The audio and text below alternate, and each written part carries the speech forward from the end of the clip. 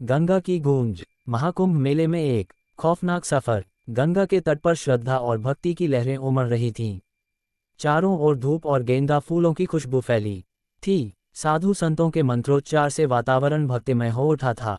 यह महाकुंभ मेला था दुनिया का सबसे बड़ा आध्यात्मिक आयोजन। करोड़ों श्रद्धालु आस्था की डुबकी लगाने पहुंचे थे। इन्हीं लाखों लोगों के बीच अर्जुन भी था, एक फोटो जर्नलिस्ट जो इस महाकुंभ के हर पहलू को अपने कैमरे में कैद करने आया था। उसकी नज़रें आस्था, श्रद्धा और अव्यवस्था के अनूठे संगम को तलाश रही थीं। जैसे ही अर्जुन भीड़ के बीच आगे बढ़ा, उसने देखा भस्म लिपटे नागा साधु जो समाधि में लीन थे। उनके मुख से प्राचीन मंत्रों का उच्चारण हो रहा था। कहीं भगवा वस्त्र पहने संत अपने शिष्यों को उपदेश दे रहे थे, तो कहीं श्रद्धालु गंगा स्नान की प्रतीक्षा में डुबकी लगाने को आतुर थे। बाजारों में दुकानदार ऊंचे स्वर में रुद्राक्ष, जड़ी बूटियां और पूजन सामग्री बेच रहे थे। लेकिन इस भक्ति और आस्था के महासमुद्र के बीच अर्जुन को कुछ अजीब महसूस हो रहा था, जैसे कोई अनदेखी ताकत उसे देख रही हो। अर्जुन अपने कैमरे से तस्वीरें खींच रहा था जब उसकी नज़र एक अजीब आदमी पर पड़ी।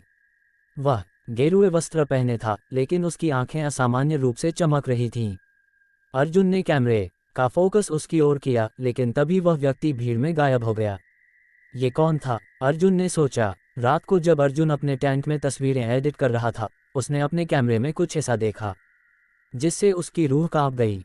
एक तस्वीर में वही रहस्यमयी आदमी दिख रहा था, लेकिन उसके पीछे कोई परछाई नहीं थी। ये कैसे संभव था? उसी समय टेंट के बाहर किसी के चलने की आहट सुनाई दी। अर्जुन ने जिप खोलकर बाहर झांका, लेकिन वहां कोई नहीं था। ठंडी हवा का एक झोंका आया और अर्जुन को ऐसा महसूस हुआ जैसे कोई फुसफुसाकर उसका नाम ले रहा हो, अर्जुन। अगले दिन अर्जुन ने अपने दोस्त रवि से इस अजीब घटना के बारे में बताया।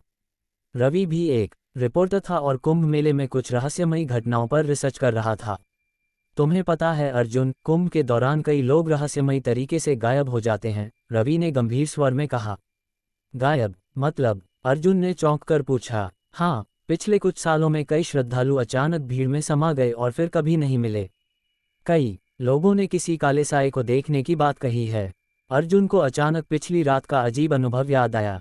क्या वह रहस्यमयी व्यक्ति किसी बड़ी साजिश का हिस्सा था? अर्जुन और रवि ने ये रहस्य सुझाने का फैसला किया। वे कुंभ मेले के सबसे पुराने नागा साधु बाबा त्रिकालदर्शी के पास पहुंचे।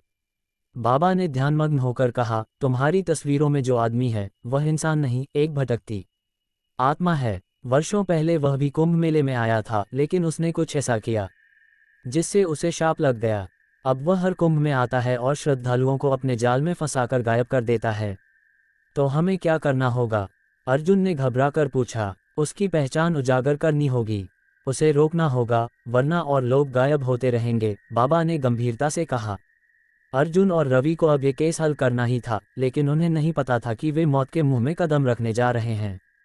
रात के अंधेरे में अर्जुन और रवि ने उस रहस्यमयी व्यक्ति का पीछा करने का फैसला किया। वे गंगा घाट के पास एक सुनसान स्थान पर पहुंचे जहां घना कुहासा छाया था। तभी अचानक पीछे से किसी ने अर्जुन के कंधे पर हाथ रखा। अर्जुन ने पलटकर देखा, वह वही रहस्यमय आदमी था। उसकी आंखें जल रही थीं और उसके चेहरे पर एक भयावह मुस्कान थी।